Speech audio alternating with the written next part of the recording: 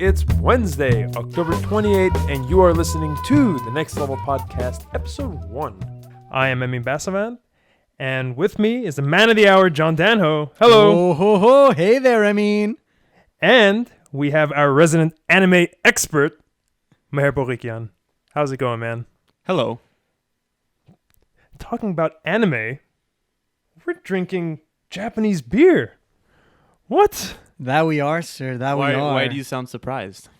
I haven't had a Sapporo in a while, man. Oh, dude, how can you be like my friend and claim that, dude? Sapporo is my all-time favorite beer of any beer. Is it really the number one beer in the world to you? No. Yes, it's the number one beer in the world to me. Not necessarily because it's the best beer, but because it's tied to the best memories, simply put.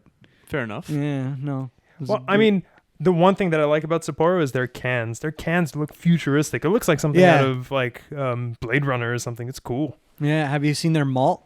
Their malt cans? Their malt cans have like a sheen of gold along. Oh, I've to seen like that. I guess I don't know why. I guess just aesthetic purposes, but it's a lot stronger. The can is like thin and nice, just like you're saying. It's like futuristic. Yeah. But it has like its bulbous end, so it's just kind very of like, satisfying. yeah, it's super satisfying to hold, super satisfying to drink, super satisfying to look at. Everything about it is just like this. And it's Great, gold? Yeah, no, What? it's basically silver and gold, man. Don't be so surprised. It's beauty. Oh, no, It's I'm straight sold. beauty. I'm absolutely sold. You No. know, man, I love this beer for a number of reasons, but the main reason for me is that it's such a delicate, delicious balance between being a dry beer, being crisp, like Asahi. Asahi is super dry. Is Yeah. super dry. Is that also Japanese? Yes, Yeah. it is. Okay. It's just a drier version of this. This is just a little heavier. It has a malty taste to it. Well, wait, It's so delicious. what makes a beer or a drink, I guess, dry? Is I it like the don't know. crispness of it? I have no idea. I don't know what goes into like them. I know nothing about brewing, and I actually would love to learn about brewing. I would love to brew my own beer. It's a very difficult hobby from what I've heard. Yeah, it's very time sensitive too. I think like you won't know that your beer is good or bad until like later down the line. You know what I mean? Because you have to let it like brew, right? That's the whole idea behind it. But yeah, I don't know what goes into making it dry, but you're very right about Sapporo. That it feels like this niche. The word I always used to describe it, and I think is the best word, is that it's rich. It's so flavorful and rich, dude. There's just something about it that's like there's wealth in this bottle. It's a Japanese beer that an American person wouldn't be ashamed of drinking. I'm not ashamed What's of that supposed to Asahi. mean? No, I just mean like, let's say, I don't know, you bring Asahi to like a house party and they'll be like, oh, this is exotic, it's super dry. You bring Sapporo and they have it and they're like, yeah, you know what, this beer, I don't have any questions about this beer. Yeah, you can't. There's nothing about it that's questionable. Asahi would raise questions. Yeah, it would. Yeah. I mean, I see what you're kind of getting at. Sapporo is questionless. What about Kirin? Stop questioning me. Oh yeah. What about Kirin? What do you think about Kirin? Kirin? I have no opinion on Kirin. No, Kirin's not bad. I haven't ventured that far. Kirin's not bad. I like Kirin, but that's exotic as hell because of it always has a dragon on the front of the, like a Chinese looking dragon, even though it's a doesn't Sapporo Japanese have a beer. dragon? What's their logo? No, it's just the star. Really? Yeah, it's just a star. Dude, that's what I'm saying, bro. This is like the simplest, most impenetrable beer. It's just a fucking star. Like that's what they use. It's a golden star. Oh man, have you read what it says? This is very tasty. Discover the perfectly balanced taste that's irresistible to all as you share rich moments with this masterpiece of the brewer's art. All right, That that's is very well written. Yeah, no, it's pretty good. it's a little pretentious. You think it's just get the hell out of here, man. It's great. Great bait. It's beer, dude. Since 1876, dude. Listen, Since man. 1876, you're just gonna call it just beer. Listen, Since man. 1876. Can you even count to People call 1,876? anything a masterpiece nowadays. All right, there's no weight to the word anymore. It's a masterpiece. Oh, dude, hey, man, look at that snap I just sent you, dude. That's a masterpiece. Yeah, dude, the snap of it. I don't accept it. It is not an art form. All right, it is not a masterpiece. Just like this beer is just a delicious beer, but it is not a masterpiece. I'm sorry, John. Oh man, I don't know. You're giving me some rough opinions. I don't mind them because because I'm so self-assured in the fact that this is just a great beer, and it is, in my opinion, very rich and flavorful. It is. I wouldn't agree call with it all that. I don't think a beer can be a masterpiece in general, but I like this is like a top end beer in my opinion. Like, I don't know how it ranks in Japan. I have no clue how it actually, like, how people think about it in Japan. I feel Did you it's drink beer? I know you took a trip out there once. Yeah. What kind of beer did you drink? I drank Sapporo, a ton of Sapporo, actually. I drank a lot of Sapporo. I drank a lot of Kirin. I drank a lot of Asahi. Did you see a lot of other people drinking Sapporo? I saw a lot of people drinking American beers. Huh? Like over there. Budweisers and like, No, but just like more like beers. light stuff, maybe. Yeah, lighter stuff. I can't really remember off the top of my head because I would only get Japanese beer. Okay. Because I wanted to just sound What was what was kind of the go-to drink over there? highballs. A what? A highball. What A whiskey the hell is highball. that? So a whiskey highball is basically they actually don't have it here, which I don't know why. Every time I go to a bar and ask for it, I have to explain what it is, and I'm gonna do that again right now. It's basically a tall glass, and in it is just whiskey and soda, like regular soda. What would you call that? Tonic. Tonic, yeah, it's just tonic. So it's basically just whiskey and tonic. So you're sipping whiskey for like a long time, and it just gets you like this equatable buzz while you're drinking Nice. it. Like it's muddled down whiskey, I guess, but it's tall glass, so you have a little And it's bit drinkable more. since it's mixed with something Yeah, else. it's Like, drinkable. It's not like like you're yeah. like growing chest hair like in places you didn't realize while you drink it. You know what I mean? And you're in Japan while you're drinking it, so everything just seems a lot cooler. And Yeah, no, everything Yeah. is just a lot better, dude, over there. Just yeah, no, I mean, I went for the month and I just couldn't really handle it. Like, I didn't want to come home. Like, I remember me and Hike, well, that both of us went, and he legitimately thought that the plane we were on had crashed and that we died and gone to heaven. And it's not an exaggeration because the place was so clean. Abnormally clean. He thought there was no possible way somewhere on earth could be this clean. Well, which free of place? litter. Like what? Tokyo. Oh, okay. Free of litter, free of Really? even like grass and blades of like leaves from trees and stuff like that. None of that like is on the floor at all. And they don't have trash bins. So where does it all go, dude? Weird. And I learned where it all goes. It just stays in people's hands until they get to a trash bin in like a train station or what have Wow. you, because they're too ashamed to throw it on the ground. They don't want to be like caught littering or like even suspected to have littered or anything. You know what? I recall at the World Cup after the Japanese had played, I don't remember if it was the Americans or somebody else, that they were the first nation to stop after the game had ended and clean up the stands before Yeah. leaving. Oh, that's adorable. So Yeah. you know, that's very easy to believe then. Yeah, They no, have a their culture city of is- cleanliness. It's like the white city. It's like just out of this world. How clean! I'm telling you, we thought we had gone somewhere that wasn't Japan. Like we thought we had entered like another worldly plane. Oh man, I hope to go there before I die. Were you guys mostly in Tokyo, or Mostly was in it- Tokyo, Okay. with 3 days in Kyoto, and 1 day we spent at Mount Fuji climbing it. So Ooh. yeah, How far did you guys get? The whole way we climbed the whole thing. Huh. Yeah, we climbed the whole thing. The ranger laughed at us because we wanted to come down the same day. He's like, you know, people like reserve spots on the mountain to like sleep on, and it takes 10 hours, blah, blah, blah. We did it in 6 hours flat, man, but a whole round trip. Was it tough? It was tough, but not I can tell you, not a single person passed us. We just booked it to the top, and Nice. not even rushing. Just we just had this pace. You know what I mean? You We were just ascending. we straight up ascended, got to the top. I couldn't see anything. There's someone living at the top in a house that sells you stuff. Cool. And I just did like a little ritual there where like you put coins or yen into this like basin, and like you do like a couple claps and like you pray or something. And then we just went down. Now I can tell you for a fact, I would rather go up 3 times in a row than go down once. Going down is the worst part of mountain climbing. It's the worst part of like hiking for sure. Like Yeah, going downhill it's something, awful. it sucks. You're on volcanic soil just sliding down. Oh sure. And it's all the gravel and stuff is Volcanic getting... soil. Yeah, and it's a volcano. And all the... Mount Fuji's a volcano. And all the gravel and stuff like that from the fringes like of the trail just get in your shoes while you're sliding. So you have to stop every now and then, dump out your shoes. It's just torture. It's absolute just torturous. I would never want to do that again. But going up was fun. Going up Man, was super just fun. stick to Glendale Hills. You know, who could ask Brand for Park. more? Yeah, yeah, just go walk around that for a little bit. Yeah. Just It's basically a volcano. hike around those areas for the rest I of your have, life. dude. I love Glendale Hills. I love hiking. I'd go hiking anytime. Anytime you boys want. Next level hike. Yeah, our next podcast we're gonna be on top of some mountain somewhere. Yeah, Mount great. Everest. No, what's the closest one? Mount Wilson? Is that the closest one? Yes, Maybe. I think don't so. know. I have Yeah. no fucking idea. Who knows, man? Geographers, no. That's the answer to the question I just asked. Well, moving on Nice. from geography, moving on from mountains. All right, then. I'm going to conclude by saying this beer is fucking baller. Yeah. And I love it. I love this beer, and I'll drink Sapporo till the day I die. It's won me. It's almost all I drank there. When I first discovered Sapporo, that's is that where you like first had it? Like when I first had it, that's what I preferred drinking the whole time. The one beer I didn't like there, the one beer I just could not stand was Suntory. I hated Suntory. It's like I don't piss. think I've ever tried that. It's like straight. It tastes like piss to me. It's like the Coors Light of Japanese beer. That kind of bothers me. I'm Since sorry. My Steam name is Suntory Time, as you all know. Yeah, I'm That's sorry, true. man. That's true.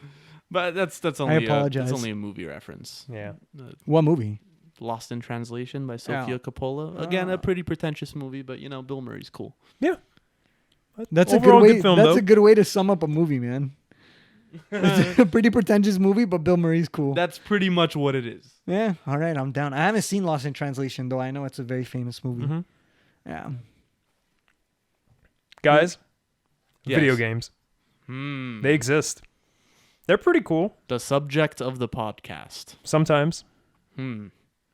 They're cool, man. They're great. Yeah. It's my. I mean, why did we come together if not for the discussion and proliferation of video game type related hobbies and culture? And other curiosities. Yeah, curiosities indeed, dude. That's one word to describe all the BS. So, Mario, you have yourself a PS4. Like, have you been playing anything recently, or picked up something? Yeah. I've been playing a few games.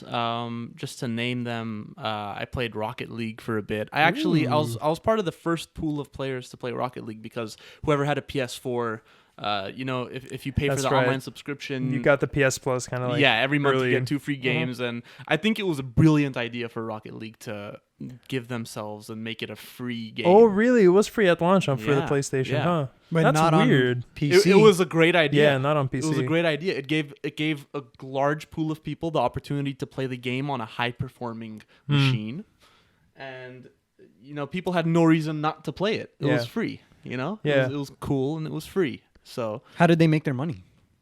man. Was there any like in-game transactions? Was there like I don't know. I know nothing about it. No. It was almost like a beta because it wasn't open on Steam yet. They weren't selling it on Steam. They were. But it was the full-fledged game on the PlayStation. It was the full-fledged game. Yeah. As far as I know, it came out before it came out on Steam. I may be incorrect. I think I think they came out around the same time, Yeah. if I'm Did not they? mistaken. Yeah. if there was a gap, it was small. I see. Yeah. Anyway, I just after playing it on the PS4, I think, and again, I've never had a great computer in my life, but I think that's a game that should be played on the PS4. Sure, just like the controller, like the Yeah, gamepad feel of it. Yeah. You want to have a controller in your hand. Well, you could use a controller on the PC too, but Yeah. that's besides the point. Going back to like how they made their money. Okay, so did they have DLC? Like, is there? If I want to spend money in Rocket League, like, what do I get from it? Oh, Like, to do be I get like new hats for my car? To be perfectly honest, I don't know. The month that I was playing it, I played for a solid month. There was no DLC. Okay. It was just nothing had really changed. If there were any updates, it was because the matchmaking system was a little difficult because you, as you might know, you can play 1-on-1, 2-on-2, or 3-on-3, and Right. the matchmaking was pretty smooth. So they did a good job on that. But okay, besides Rocket League, I played a bit of The Witcher. Don't Nice. really want to get into The Witcher. There was a lot to say there. Yeah. That's for another day. Yeah, that is for another day because I could That's a talk big- and talk. Yep. Yeah. But I haven't finished. I'm not gonna break your train of thought, but the DLC for that just came out, and I Right. haven't tried it yet. What was it called? Heart of Stone, I think. Heart of Stone or something? Yeah. I don't know. Hearthstone? Is that what it is? no, it's. I think it is Heart of Stone or Yeah, some it is. such. And when I play that, I'm definitely gonna be talking about it, but I haven't Cool. even touched it yet. So Cool. So yeah, what I was saying was the game that I played start to finish was Batman Arkham Knight. Oh, that's right. Okay. That is an excellent game.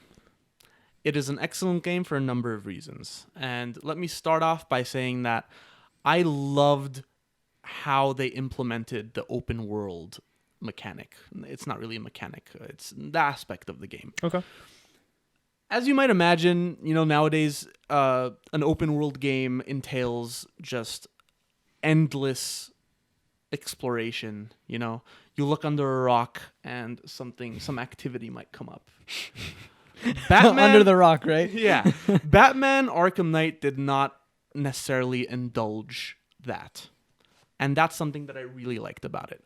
It sort of mixed a linear story with being an open world. So, for example, I just started off the game, and I'll just be flying around Arkham City or Gotham? Jesus Gotham, Christ. yeah. Gotham. And I'd see the Gotham orphanage, but I wouldn't be able to walk in. I wouldn't be able to just suddenly go in and see what it's all about. It didn't indulge me. I saw it was there, and then when the time was right, I entered and I saw what it was all about. Sure. Yeah. So that's something I really liked about So it. do they portion off the game, like you were saying, like mixing kind of like a linear kind of story progression with an open world? Like whenever you would progress to a different part of the story, would it only give you a small portion of the city, or No. did it give you the entire city? See, this is the thing. The whole city is open to you, but you really don't have a reason to go to Like the other parts? like the other end of the city. Sure. Unless you just want to see it. And then that alone is, not enough for you to spend a lot of time messing about there. You fly, Yeah. you see what's going on. You see, for example, that this island just has a bunch of vehicles and it's a dangerous area, and you only have 3 items, so you can't really do anything. Like that's kind of my question to you. Like, do they block off, like, do they put mechanics in place that you can't explore further parts of the city? Because I remember, let's bring up GTA 3. Yes. Like you can cross the bridge, but if you haven't completed a certain mission, you will get immediately 5 stars. No, absolutely. And Yeah. that sort of plays into what I was saying. You don't really investigate a part of the map unless you have a reason to. Sure. And what I mean by a reason is, for example, you'll see a screen on a building, and in the beginning of the game, it would make no sense to you at all. But then once you get the electric shotgun, for example, you think, hey, I can shoot that at that screen now, and then something will happen. And then boom, this part of the map that you had just thought was just a building, a beautiful building to look at, suddenly becomes its own part of the open world. Interesting. Yeah. So I think it was a unique blend of giving you a world that you feel like you can explore, and it's not tricking you in any way. It's giving you the world, and you have every freedom to go out and look Right. at it. But you can't take down the walls. You can't look under every rock unless Right on. you have the gear to do it. Okay. See, Very I'm interesting. not sure I like that. Oh, Just why from, not? Just from the way that you're describing it, and I don't know, maybe there's something I'm missing in just the understanding of it. But when you were talking about the open world, the first game that comes to mind when I think of open world, at least recent games, is Skyrim, right? Because that's like its most touted feature, and that's the most touted feature of the entire Elder Scrolls series. So when I think of Skyrim, I think of pure exploration, as you said. Like that's what people really delve into when you get into an open world game, when it has open world aspects. And so it's with Skyrim, it wasn't based around the story, whether or not you wanted to explore. So it was based around, like, if I went to a dungeon, that dungeon would have its own story to tell me when I get there. And so just based on what you were saying about Arkham Knight, that unless you have the certain gear or certain progress in the story or something, that going to the places at the other end of Gotham don't necessarily serve you as a player. They might just serve your curiosity, but they do very little else. Yeah. That to me isn't appealing in an open world format. Now, I haven't played it, so let me counter that by saying that in Skyrim, correct me if I'm wrong, and I did play Skyrim, but you are creating your own story, yeah. correct? Well, Well, there's a story that you're following there's the main story. Exactly. But you are sort of creating your own lore. yes, Sure. that's the idea. Yeah. yeah. Yeah. Batman does not have any of that. Yeah. That's true. Batman is strict, Yep. and Like, I'm you're fi- Batman. Like, Yeah, you're Batman. Yeah. Batman is a detective Yep. who goes about his story in a very calculated way. You know, Uh-huh. you wouldn't expect Batman. It seems to me it would be out of character for Batman to just be, you know, fucking around trying to open this garage that has the Riddler question mark on it Yeah. when he has Gordon's daughter to save. Sure. You know what I mean? I don't know, man. The Riddler can bring up some pretty No, dude, compelling I would questions. just imagine Batman would just walk past the garage and just be like, man, fuck this guy. Fuck the Riddler. You know, I'll deal with him. You know what? That is how the Riddler is in every single game. I'll just deal with him when I have to. Yeah. You know, this pest. But then my question would be to you in lieu of what you've just said. Why do you need an open world the way that Arkham Knight did an open world if you were very narrative driven? Like, why not have it more like Arkham Asylum, Yep. which had a very contained area that had like certain rooms, and it was more like you would go back out into the main courtyard and you would go into a certain wing to progress the story and stuff like that. And one of the main criticisms against Arkham Knight is that they made the open world as it was simply to tout the Batmobile. And that's the only reason they did it, was because of the Batmobile and because they thought it was a cool mechanic, which it probably is. I haven't played it, but like there was that a bit would too be much the- of it, if you ask me. That It that's- can be very satisfying though. yeah. It can, yeah. It doesn't feel rigid, you know? It doesn't feel like the open world is there for no reason except to just fly around and look at things. When you play the game in a particular order, so for example, there could be 5 missions available to you Right. at a moment, right? And you don't have to do a certain mission before another one. But whatever road you decide to go down, it makes it seem seamless. You know, I could choose this mission that has to do with me trailing this truck and then destroying it.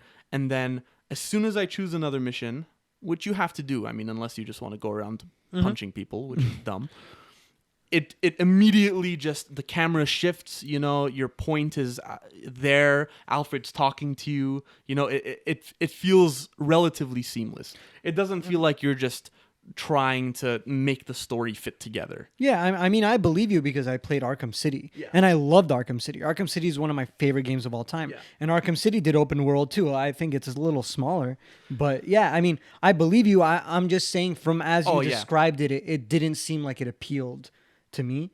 But again, like I mean, I played the other Arkham games and I loved them, so there's no reason that I wouldn't enjoy Arkham Knight. Okay, all of this Batman ass kissing aside, let me let me go off and say a couple of things that I didn't like about the game. Go for Oh, it. please do. In the Arkham City, I believe, let's say there was a villain. Who's the guy with the arrow, man? Who's the guy? Deadshot? Deadshot? Yeah. Okay, I'm just looking for a villain example. So what happens is, let's say you do a little mission, right? That's part of the overall, like, let's say there are 12 missions that you complete, and then like the game, it's 100%, it's done. Okay. There's a resolution with the villain. There was enough content between each mission to make you feel satisfied. Like, you would encounter the villain and there would be some sort of dialogue, and it would make you want to keep going on to grind. Right. You know, because the game is not free of grinding. There's a fair amount of grinding you have to do. Whoa, hold on. Grinding? Yeah. What do you mean? Like, are So you getting for, XP? for example, getting... for example, Azrael in the new one, Arkham Knight. You know what? You can call it a mission, but it is grinding. Basically, it's this guy who's shadowing Batman, and he keeps going up to him and saying, "Let me take your position once you retire. You know, I want to look over Gotham. I have a noble heart. Blah blah blah." And the entire point of Azrael is to meet Batman at various points in Gotham City and just pass a test. You have to beat up a bunch of imaginary thugs that just show up, like, on the Wait, screen. you're Azrael? You play as Azrael. Oh. You temporarily become Azrael. And then you just pass a test. The test is you have to not get hit by a henchman, and it gives you like 6 henchmen. And then the next level is 7 henchmen, and like 1 henchman has like an upgrade. You know, it just gets harder and harder every time. So that's the grind. That's the grind. And between these missions, there isn't enough content sometimes. You know, it's just Azrael going up to Batman saying, "I think I'm ready," and then Batman just saying, "Okay." and then that's it. Wait. So Batman is putting Azrael through the test? Yeah, you go That's to weird. a spot as Batman, and then you become Azrael temporarily, and you just pass this test, and you become Batman again. I'm just curious, dude. Like, do you get a new moveset, or is it just basically Batman, just like with the No, skin? dude, it's basically Batman. Okay. You're doing the same thing. What about Robin? What about Nightwing? Aren't no, they Right. that's a separate story. Aren't they inheritors of like Gotham's security? Yeah, aren't yeah, they no, the it's- ones who will like look Anyway, over I don't want to really spoil anything unless I have to, but the point I was getting at was in Arkham Knight, you go through these missions with the hope that at the end there's going to be a satisfying resolution with a villain. right. Okay. Like a cool scene. Like, or else what was the point? Mm-hmm. Another example, and I don't want to keep going on about it, but another example is there's a mission where you just have to defuse a bomb, you know, like over and over and over again. And every time you defuse a bomb, enemies show up, and it's just a Batmobile fight. Right. And you're grinding and grinding and grinding, and then every time you beat them, you get a little like a feed through a radio, and the villain is like, "Oh, Batman, I'll get you next time." And every time it's just, "I'll get you next time, Batman." And "Oh, Batman, you think you won?" Every time, you know. Why do they all sound like the Penguin? Batman. I don't know, man. And it just feels sort of dumb because at some point when you're 60-70% into these missions, you're thinking, man, you know, like, give me a taste. Sure. Please, show me the villain. Give me a little interaction. Like, what could have hurt? So did you feel like a lot of the levels were kind of like cut and paste? Like Yes. it's kind of like Yeah. the same content that they I just like absolutely feel rehash that. over and That's over. what I'm saying. Yeah. A lot of times, most of the time, the payoff wasn't good enough. Sure. It wasn't good enough to justify how many hours you just spent killing these, you know, these fucking villains in their cars using your Batmobile over and over and over again. Mm-hmm. And if you're a sadist like me, you're going to play on a hard difficulty, and Sure. you know, Yeah. you might fail a lot, and you'll start to slowly sort of lose a Yeah. taste for the game. So just to put things in perspective for everyone, like how many hours did you spend on that game? And like you Ooh. say you were playing on hard. Like I'm curious, like was it like a 40-hour game? Yeah, it was something like that. Okay. Like 40, 50 hours, 60 maybe. I don't quite know. But Just, it's that's something quite a around range, 40, 50, 60. there. Yeah, 40 to it's 60 somewhere around hours there. of copy paste. Okay, Sounds let, good. Let me Sounds like my idea of a fucking paradise. man. Let me just finish that criticism with another positive thing. You know how I said that most of the time, in the end, it wasn't quite satisfying. You know, you did all that grinding, Yeah. and then it's just like, okay, yeah, all right, that's you take down Firefly and you arrest them. Good job. You know, that's it. Right. One of these little mission storylines was just incredible. I'm not going to say anything at all. Okay. One of them is just honestly mind-blowing. How well it's shot, how well the Yeah. writing is, you know. I bet. For me, the Arkham games, like the one game that I played the most was the very first one, Arkham Knight. Sorry, not Arkham Knight. What was it called? Asylum. Arkham Asylum. Thank Yeah. you. The most interesting part about that game for me was Scarecrow. That character, Yeah. like the Oh, little segments that he guys. puts you Great through. villain. Oh, Yeah. guys. Is in he those is games. he in the Arkham Knight? Oh Like, yeah, is- he's new and improved. okay. That's what I want to won't hear. say anything more. I'm okay, McDown, You know man. what, man? I just keep coming up with things to say about this game. I want this to be a focus of what I'm saying right now. Okay. My absolute favorite part of this game is the direction they took with the Joker. And you may be wondering what direction in the last game I know about this, the but Joker yeah, died. Mm-hmm. And I mean, spoiler alert, but whatever. that's fine. In this new game, Joker is just always around because he's in your memory. You know, at the end of the last game, you took a shot of something, and Joker's DNA became a part of you forever, and blah blah blah. And as a result, in this new game, wherever you go, whatever you're doing, and it'll surprise you at many points in the game. You'll just be going up a building, climbing up a building, and then suddenly Joker's face will hit you and like hit you with some dialogue, and it's just So like a Batman's jump scare guilty almost? conscience. No, it's not. Sometimes I'm just saying they do a very good job of just Okay. making it seem natural. You know, it's just Batman's conscience speaking to him in the form of Joker, and the writing is just absolutely excellent, and that is all I will say about it. They use a different voice actor, right? No, Oh, it's not Mark Hamill? No, it's still Mark Hamill. It's still. Are you sure it's still Mark Hamill? If it's not Mark Hamill, then it's uncanny. because he was only slated to end on City, I think. to end on Arkham City.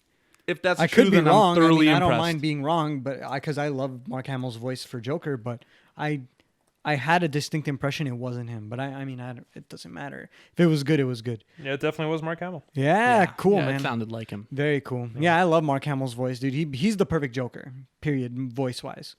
Obviously not appearance-wise, Yeah. but All right. Well, shifting gears a little bit, guys. League of Legends. That's a game. But It is? We're gonna take a really quick break, and we'll be right back. sounds good, man.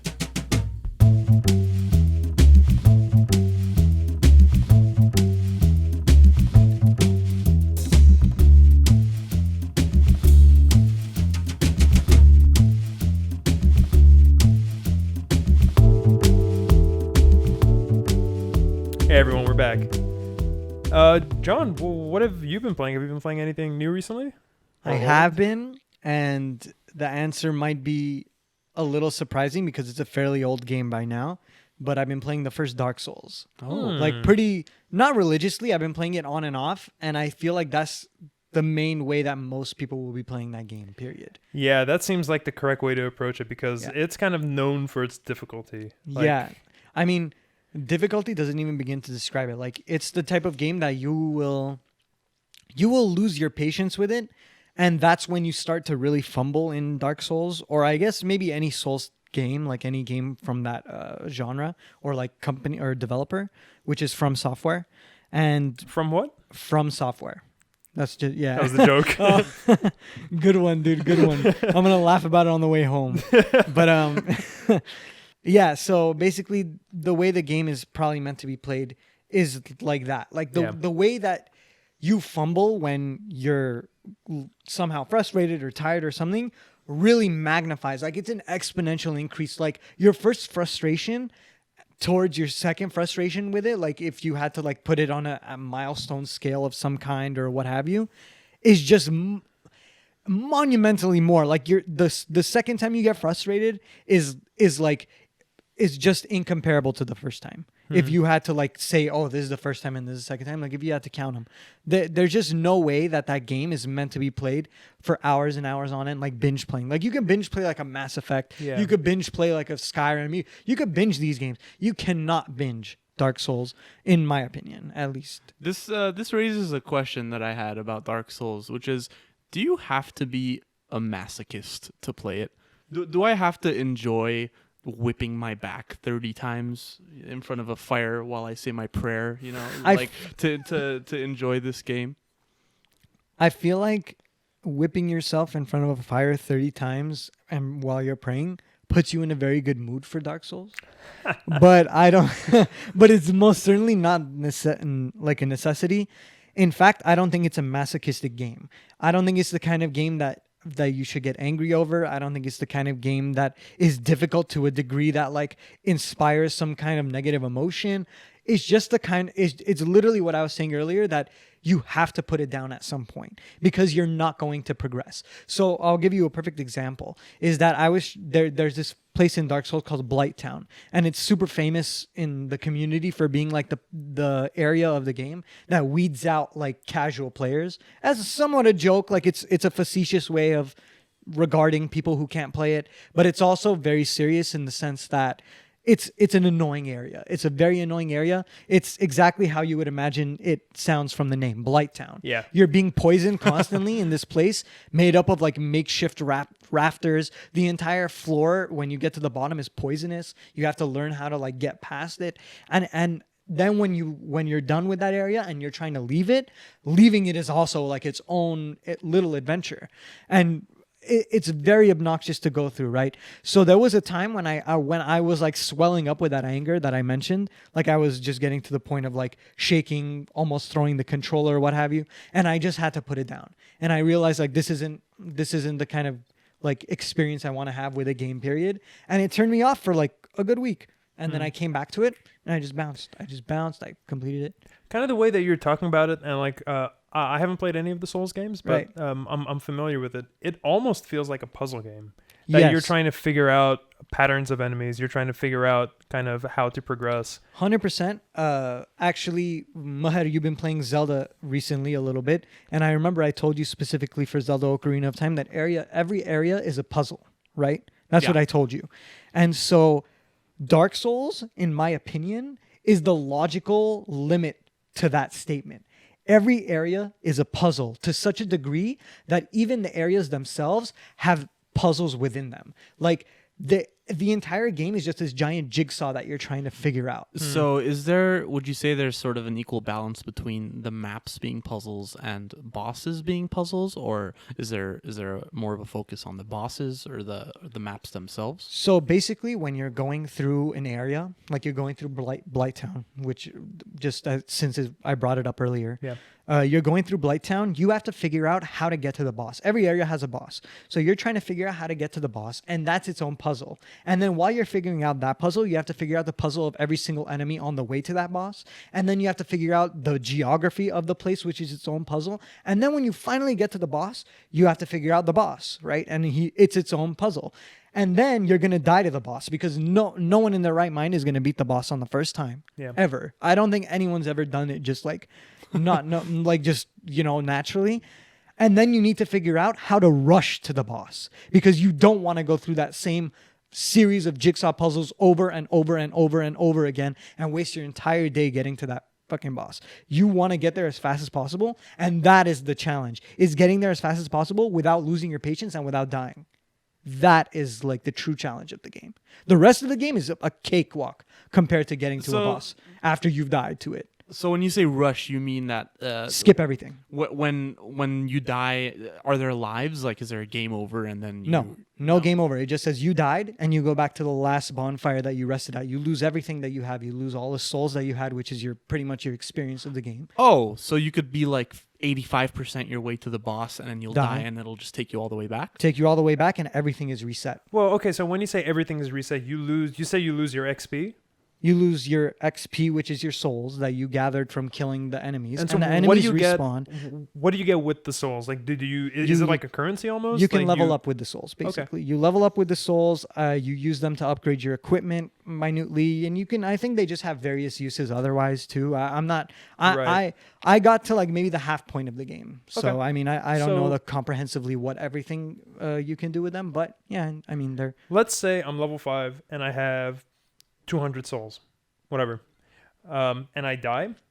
Do I just lose the 200 souls, or do I also lose my 5 levels? No, you lose your 200 souls. Okay. Okay. So yeah, so you lose your 200 after you souls. spend it. Okay, all right, that makes sense. You lose your 200 souls, but this is the interesting part. This is what makes Dark Souls like compelling, because when you lose your 200 souls, which is nothing by the way, so let's say it's 20,000. When you lose 20,000 souls, that's a lot of souls in the first half of the game, in my opinion. And so you lose 20,000 souls the first time that you have died after you lost that 20,000 souls. So you're on your next run through life, whatever you want to call it. You can get them back from the exact spot that you lost them at. But if you die again before you get them, they're gone. Oh. So you can actually like... That's just shitty, sprint. man. So you can sprint towards them. So what I've done a lot of the time is that I'll die continuously to a boss. So I'll lose souls, right? But to get back to the boss, I'm gaining souls. So I'll gain souls, rushing through, get to the boss, collect the souls that I had lost from before, which added on to my new souls that I got from this circuit. And they just keep adding on because I just keep dying to the boss because he's wrecking my ass. And then I eventually beat him and I have double the amount that I probably should have. I just have a fuck ton of souls. That's a very interesting way on making the game like a bit, I don't want to say easier, but like helping people progress. It's a motivation. Yeah. That's the word. It's straight up, it motivates you to like get good. It motivates you to get good at what that specific thing that you're trying to do in the game. And honestly, like, I mean, I've been enjoying Dark Souls a lot. It's just become one of my favorite games. And it's not because it's a good game. It has like a lot of obvious errors. Like, it's clunky. The controls are really shitty. You get locked in animations a lot. It doesn't hold your hand, and not in a way that's like, oh yeah, it's so difficult. In a way that's like non-endearing.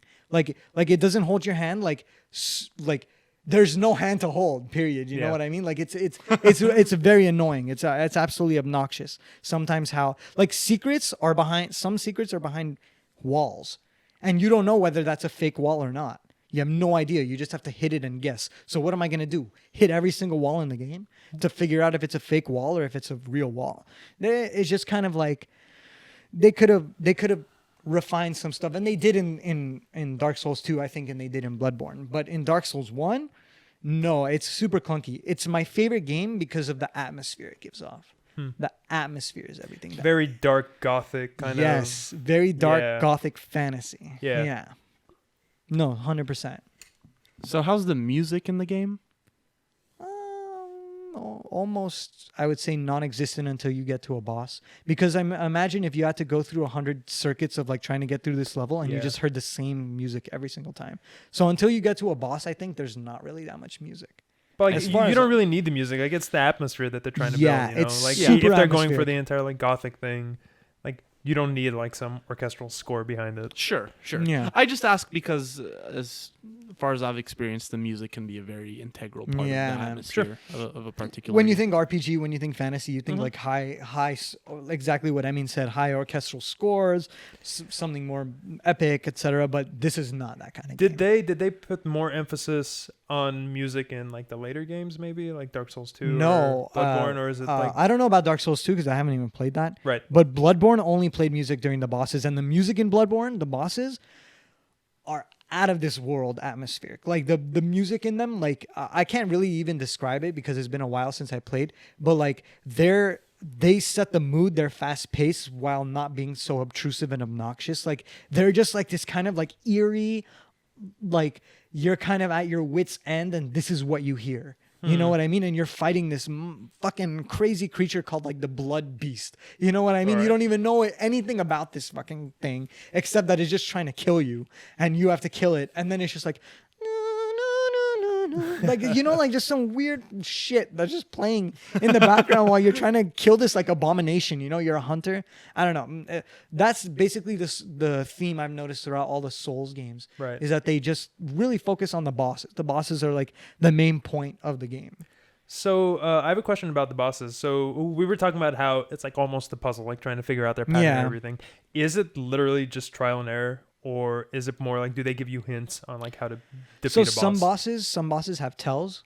Some bosses will have like very choreographed moves. So like I just fought a boss recently. He's called the Iron Golem, and so his foot took off like half of my screen, right? And I'm just like attacking his feet, like that. He's the boss, right? And you can see. Eventually, when he's swinging down, you can see how he's swinging down. Or you can see sometimes he'll scoop his hand down to try to pick you up and throw you. You'll see the animations for those like ahead of time. Yeah. So the first time, the second time, the third time is trial and error. But after the third time, it's... I mean, like third time, just hypothetically, you know what I mean? Depending on how good you are. It's pretty much a matter of execution. It's a matter of how well you can execute, how well you can read, how well you can...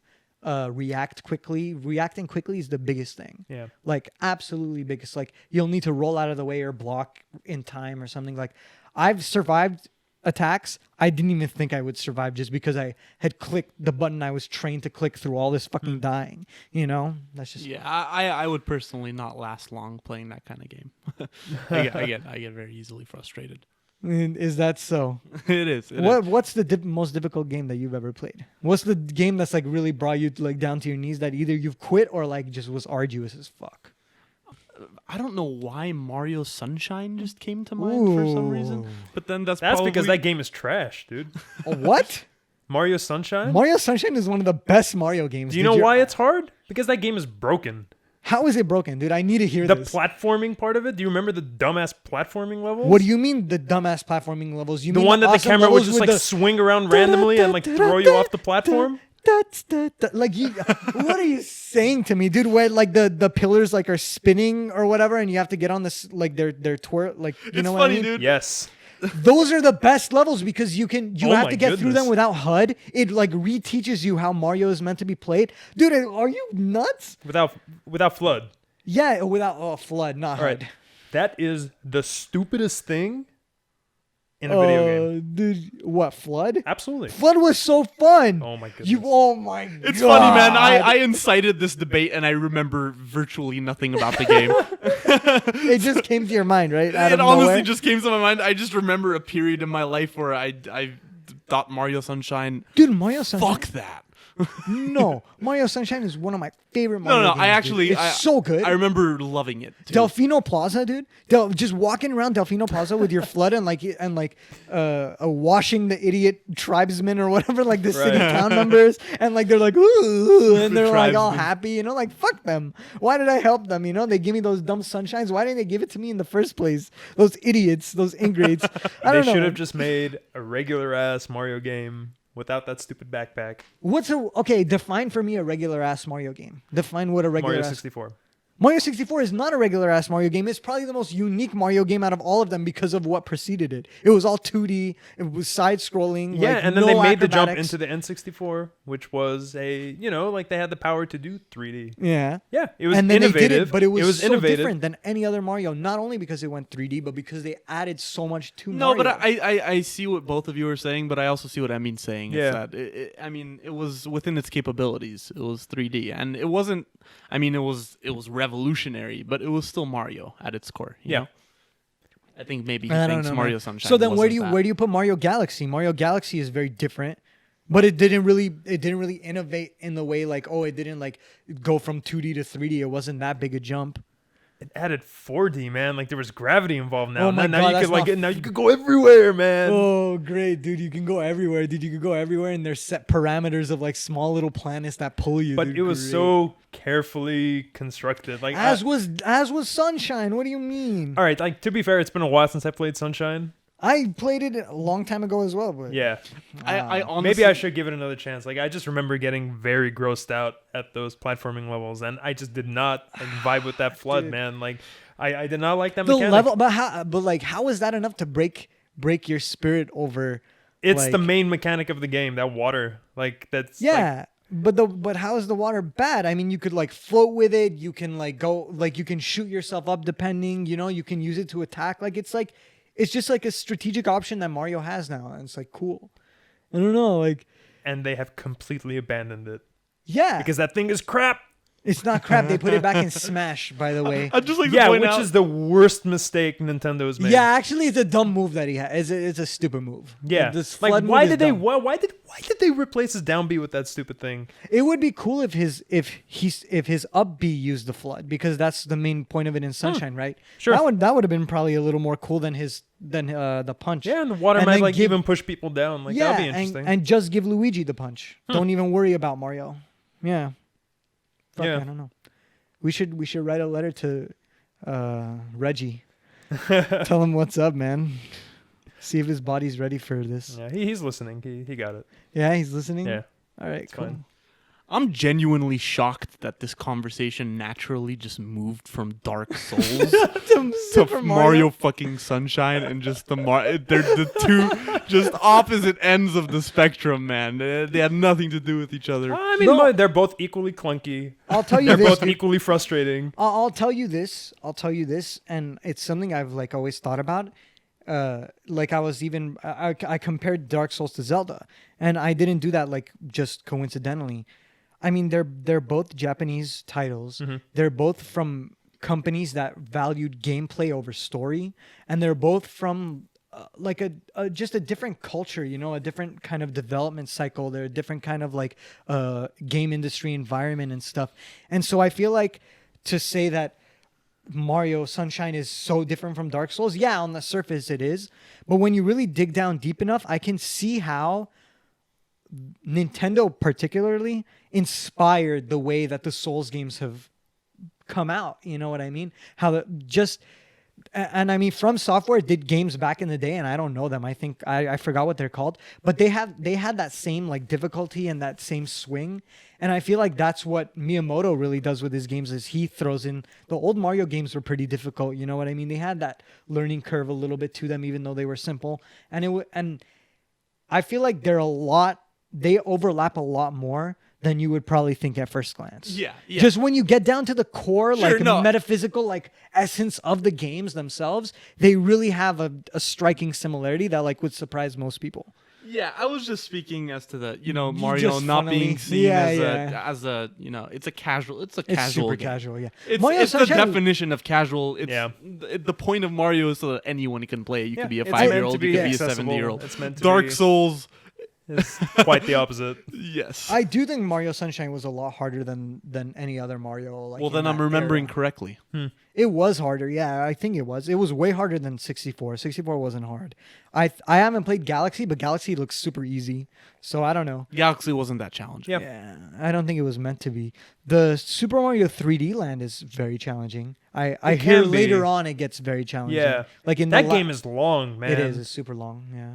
Like Man, surprisingly so. But it was good. yeah. It was good. it was fantastic. It was a great game, and I hate when people say it's not like a true Mario, like a 3D no, Mario it game. absolutely is. It's great, dude. It's Yeah. absolutely fun. It's like you still have a lot of area to explore, but it's like a kind of like a structured levels and stuff. That, Man, I was just delighted every time I was surprised by a new world. Yeah. Mm-hmm. Once you get to the Bowser world, like the Las Vegas kind of like casino world. oh yeah, That land was just superb, man. Yep. That music that plays. Dude, when I heard that music, I Yeah. thought, Go?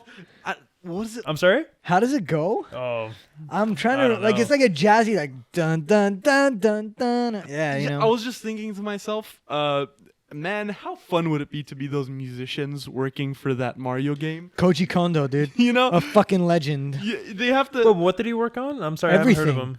What? Oh, I'm sorry.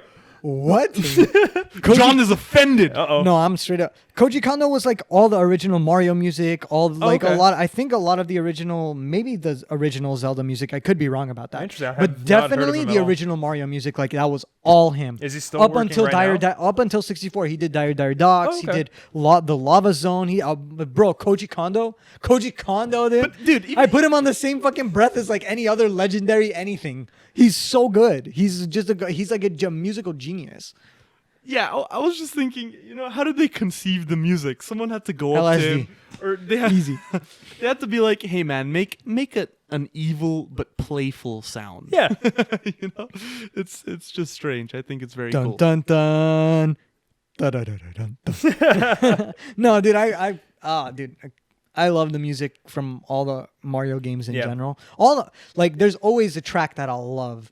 Always it like Dire Dire Docks. Sure. Like, just Moo Moo Meadows in Mario Kart. I like Moo Moo Meadows a lot. Oh, guys. Oh my goodness! Like that song just makes me. He might happy. have done the original F-Zero X games for all I know. I could be wrong about that too. He might have though. Guys, going off on a tiny bit of a tangent since we're talking about music and games, I think one of the best scores ever in a video Be game. careful. Be careful what you're about to say, Uh-oh. dude. I know. Bastion.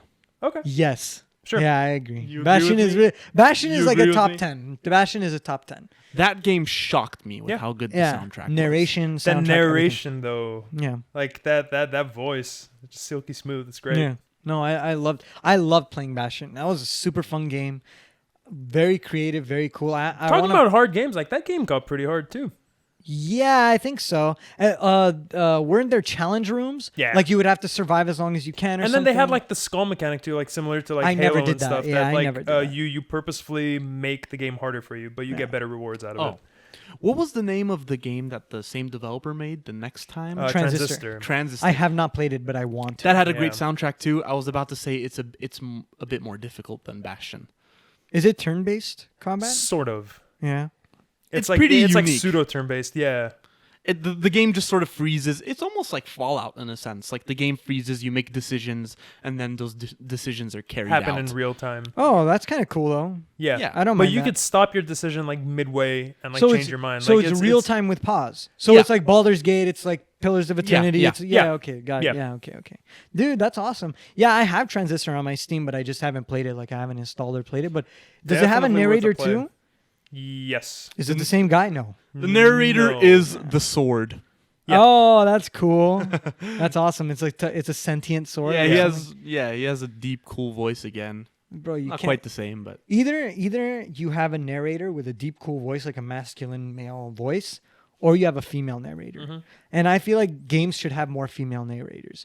And I'm not just saying that like on some like social justice binge or something. Like the female voice, I feel like is a great way. Like I've always thought about it. If I was to make an RPG, I would want the narrator to be a female because it would mimic the conscience of the main character. Right. Because I always feel like your conscience is always a lot more feminine in general. Like the way when you overanalyze, when you overthink and stuff, not in any disparaging way, just Sure. like that basic way of like kind of coming to terms with yourself, I think is a very like, to hear it out of a woman's voice is like compelling and it's interesting. Interesting. Yeah. If I ever made an RPG, easy, like female narrator without a doubt. Yeah.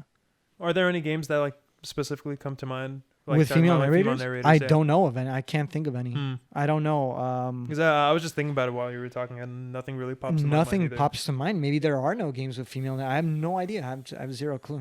I don't know. I'm sure games with female protagonists, you can consider their thought processes. Maybe like if they're narrated, that could be something. But no, I don't believe so. I don't know. I have no idea, dude. Maybe that's what they should focus on. And there's a lot of like focus on like getting women into gaming and getting women into more roles in gaming and stuff. Yeah. Why not make them narrators? That would be fantastic. That would I'm attracted to games that can basically compel me aesthetically, musically, and I mean audibly. You know what I mean? Like Yeah. just those things appeal to me. And so a female narrator, female anything, I mean, appeals to me. But like a female narrator just would go a long way towards making me think, oh, this is going to be probably a pretty unique game. Just I would try it out on that virtue alone. Yeah. Especially if it's in some kind of RPG or like role playing or like action, like you take someone's space or something, you know. That'd be cool. Nothing to say to that, boys. Nothing to harp on the train, dude. You guys got No, man, you seemed kind of aroused. You were attracted to these kinds of games. Oh, yeah. I don't know how attracted you're getting. Dude, you don't know my gaming habits. You don't know that kind of stuff that I do, man. When I'm alone in my room. No, I'm just kidding. No, I don't do anything out of the norm, man. I just think it's better. I think it's better to have a little bit more diversity in whatever you're I completely agree. Yeah, no, it's just a superior experience. Okay, well, hot off the press, we have some announcement from Nintendo. They did their little briefing a few hours ago. I'm just going to read through a few of them. Some of these seem pretty interesting. 70% of Animal Crossing fans in Japan are women. Yeah, that surprised me too. Did you guys ever get into Animal Crossing at all? I tried. tried. Have you guys given it a try? No. I have it on my 3DS. I like that game. I like the idea of it, but I only played it at night, and the game follows real-time cycles, I think. Oh, so interesting. When I played at night, all my villagers are asleep and stuff, and I think that limited my options. Wait, are you to serious? play. You have to play during the day for your villagers to be awake? I don't think you need to. I mean, you but can fake the clock if you want, but like that's kind of the charm of the game, you know? Like it just goes with when you're playing. Yeah, it's real. Yeah. Yeah, but like when I was playing it originally, like Hike told me, yeah, just play during the day. I'm like, dude, I don't play my 3DS during the day. Yeah. That's like my before bed Sure. console. Doesn't like I'm in bed, I'm about to sleep. Let me put on like some Pokemon or whatever like other game I have on. Like I have Zelda on there. Why not? I remember in the GameCube version of the Animal Crossing, I used to play that a little bit, and then I took a little break. I took like 2 months off, and I get back to it. I loaded the game up, and my villagers were pissed off at me. They were like, "Why did you leave? You've been gone for 2 months." Yeah. Like guilt tripping you. They make you feel like shit. Yeah. I thought that was very interesting. What is it? What was that? Did you thing? genuinely feel bad? Yeah, I felt terrible. I played for like a month afterward every single day. Oh And no! I'm like, fuck this game. It's like those Tamagotchis or whatever. You remember that shit? Oh, when we yeah, were but kids. what- Or my no, God. what were they called? Was it Tamagotchi? Those little things that you would have. That you would feed and You they would would feed like and cry in the middle of the night. And you had to fuck feed Oh, them. I them. remember those too. Yeah, no, Fuck those me, man. idiot things, and like they would die if you left them alone for too long. Like fuck that. No, I don't want to. What would happen when they would die? Like, would you have to just buy a new one, like just throw it out, or can you like reset them? Dude, I don't know. Like I'm pretty sure. Like I had one in my entire life, and I'm pretty sure I let it Just die. bury it in Oh, the no. backyard. I just let it. Oh, I'd let it die on purpose. Like, feed me. Fuck you. Fuck off. I can barely feed myself, man. Get out of here. I'm not gonna feed you too. I can't afford this, dude. It costs money. Oh no, fuck that, man. No, I think it was called Tamagotchi. I don't know. I totally forgot. I had a Pikachu one. I had one for it wasn't it was like a Pikachu, like Pokemon themed Pikachu Tamagotchi or whatever they were called. I had that you had to feed Pikachu like Poke Snacks and this and that, and I just let Pikachu die. I didn't like Pikachu. I still don't like monster. Pikachu. Yeah, fuck Pikachu. That's a good Pokemon. I don't know. No, I don't. I like Raichu more than I like Pikachu. Raichu's like a thunder god. You know what I mean? Like a little mouse that can just summon. Raichu is still a rat, dude. Yeah, I don't mind. They're both Whatever. rats. You like rats? I'm dude? indifferent. Yeah. I tried to buy rats once to like just let free, but didn't quite work out. I've heard they're cool pets, man. Actually. Yeah, I have heard. I read a Reddit thread about it. Actually, someone was like, "Rats cured my depression" or whatever. Like, someone was like, "I was depressed and I just bought 2 rats like for the hell of it," because you can get them off like a dollar bin. Yeah.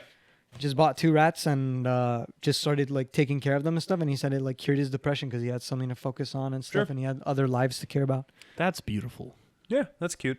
Yeah, he named it like William and something else to his 2 rats. Obviously, something else is not the name of the rat. That would be a pretty good name for a rat. Yeah, something else. That would be a pretty shitty name for. That would be a degrading name No, for a the rat. rat 1 would be something. Rat 2 would be something else. That's cool. Yeah, I would get that 2 rat. A Bro, degrading name we should for get a rat. the Next Level podcast should have 2 rats as the thing. Something is something else. We should have them as the mascots. I wonder what a non-degrading name for a rat would be, John. I don't know, like Charles. like royalty. Yeah, no. Charles, What- Prince Charles. That's Yeah, a good no, name for Prince- a rat. I don't know. No. Name the first one Prince. Preston. Name the first one Prince, and then name the second one Charles, and just be like Prince Charles. Get over here. But obviously they're rats, so they don't understand shit. And So, then suddenly Prince Charles burst through the fucking door. What's going on? Just stick to dogs, John. dogs. Yeah, dude, my dog's name is Mimi. Mimi. All right, guys. Yeah, man. I think that does it for us. Yeah. Thank you all for tuning in. And if you have some questions that you want to ask us that we can answer on the next podcast, please send it over to mail@thenextlevel.com. And we'll answer it next time. Cool. Thanks, guys. Good night. Take it easy.